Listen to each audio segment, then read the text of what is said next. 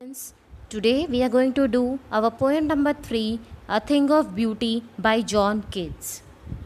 A Thing of Beauty is a poem taken from the poem titled Endymion.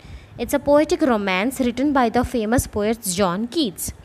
The poet says that a beautiful thing is a source of endless joy. It has eternal beauty which never fades away. A beautiful thing is like a shady shelter which gives us a sleep full of sweet dreams, health, and relaxation. Our attachments are like traps which binds us to the materialistic things and keeps us away from eternal happiness. The earth is full of hatred, greed, and negativity. According to the poet, the gloom and the sadness are caused by the negativity which fades away with positive vibes of the beautiful things that surround us. These beautiful things are like a fountain of immortality bestowed upon us by God. They inspire us to live on and maintain our faith in goodness. So over here the poem Think of a Beauty is an extract taken from Endymion. It's a romantic poem. It's based on a Greek legend in which Endymion, a beautiful young shepherd, and the poet who lived in Mount Latmos, had a vision of Cynthia, the moon goddess. The enchanted youth resolved to seek her out and so wandered away through the forest and down under the sea. In this poem, John Keats depicts that a thing of beauty is a joy forever, a joy even in the mirth of diseases, sufferings, disappointments of life. This joy of beauty comes to men through his senses.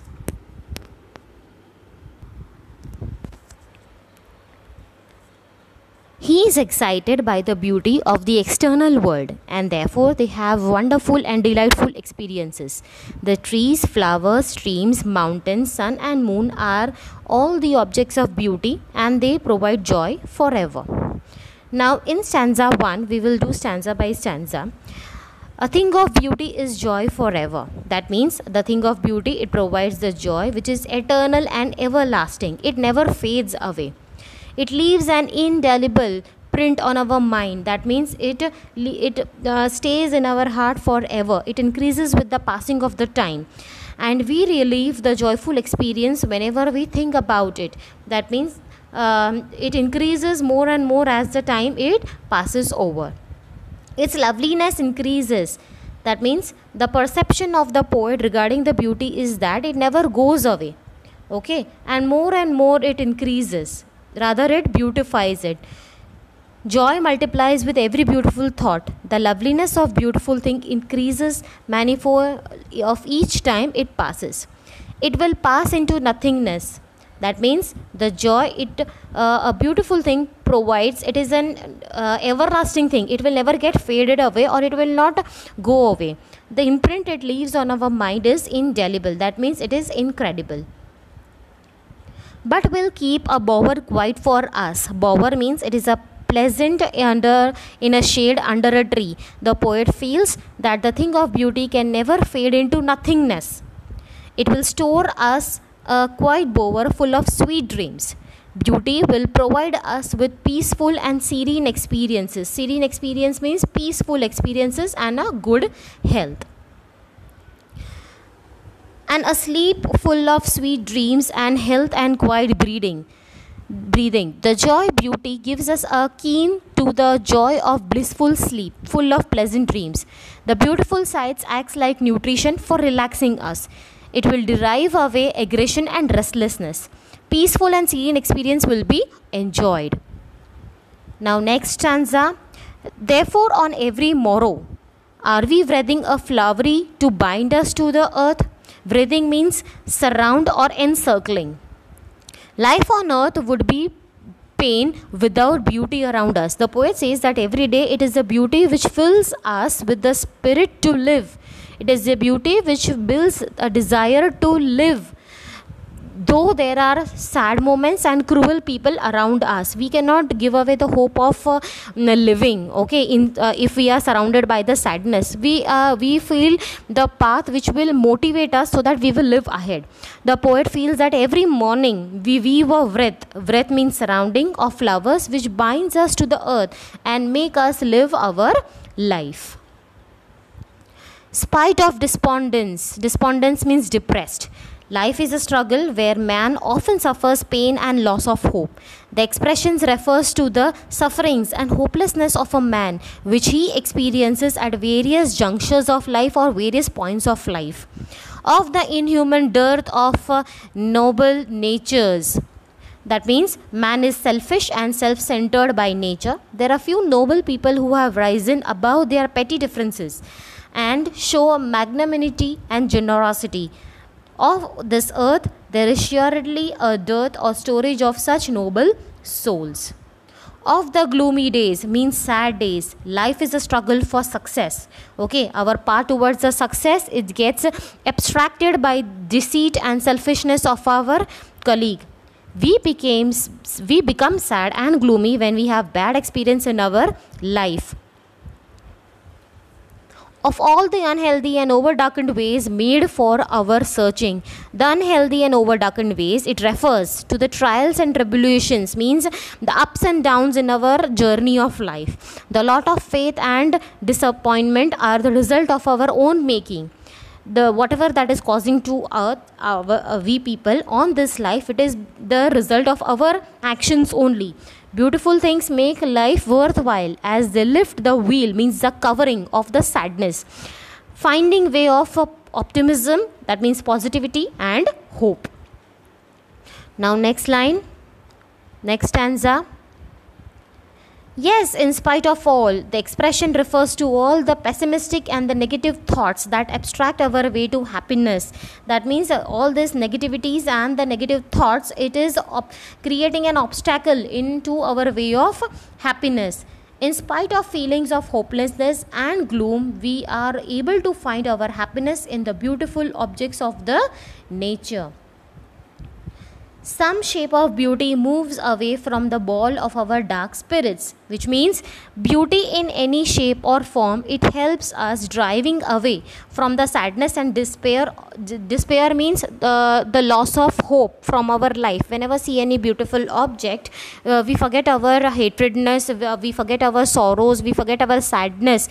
That means the God has created the balanced life wherein there are some good things also and bad things. If we are facing the bad things, then looking at the good objects, we refresh ourselves, we refresh our minds. Beauty gives us joy and happiness to the human heart and takes away sadness and gloom. Such the sun, moon, trees, old and young, even simple objects of nature show beauty and its best. We can appreciate simple and serene beauty in the sun, moon and the trees. The beauty of nature have an elixir of life, magic of life. So here the poet describes the beautiful things which are present on the earth. These are sun, moon, trees, flowers, especially daffodils are mentioned, and rivers. The poet says that all these things are like a blessing which is bestowed upon all the creatures by the earth. Trees old and young sprouting a shady boon for simple sleep. Okay, the poet says the trees, whether young or old, they are the symbol of protection. Trees, they protect us from the heat, intensive light of sun, then they protect us from rain, they bless us with shade. Okay, it is sleep, it is a symbol of innocence, okay, of and serene beauty. The poet has made specific reference to the sheep as a symbol of divine. It is sheep, SHEEP. Okay, it is to the sheep as a symbol of divine beauty.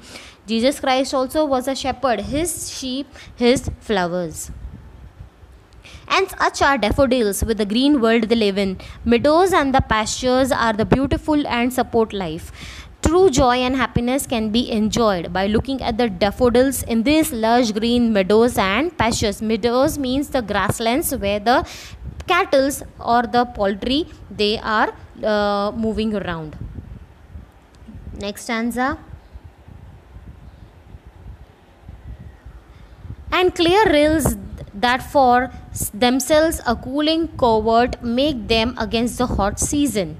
Clear rills refers to the rivers and the stream. Their beautiful side gives a cooling effect which provides respite in summers. The mid-forest brake, rich with a sprinkling of fair musk rose blooms. Here the poet it enjoys the nature's beauty in the thick forest undergrowth. The mid-forest is brimming means it is overfilled with blooming musk roses. And such too is the grandeur of the dooms. The growth and the decay march hand in hand, means the growth and the decayness, okay, the destroyness and the development, they are moving hand in hand. They are the two vital aspects of the life. The poet sees beauty in decay and death of these beautiful things. The lines beautifully bring to light contrasting aspects of life, growth and decay. We have imagined for the mighty dead. Okay, so the mighty dead refers to those great warriors who glorified death by embracing it. The poet feels that beauty is not limited to birth and growth, but can also be seen in magnificent death. All lovely tales that we have heard or read, that means we have read about the great men of an everlasting source of motivation too. Okay, so a glorified magnificent past is never forgotten. It gets recorded in the leaves of history. That means we get motivation from these people who have sacrificed their life in the wars and who have fought for us. Okay, so it gives a hope of living. An endless fountain of immortal drink. Beauty in all the respects, whether in growth or decay, it is perennial source of motivation, never ending. It is like an endless fountain whose drink gives strength and it motivates us. Pouring up to us from the heaven's brink, beauty pours upon us from the heaven. It is a divine gift, eternal and everlasting. It is an unending source of joy and happiness. Okay, so I hope you have clearly understood the lines, the poetic framing of the sentences much more in a better way. Okay, refer to your textbook lines and this explanation which will help you in a better way. Okay, thank you.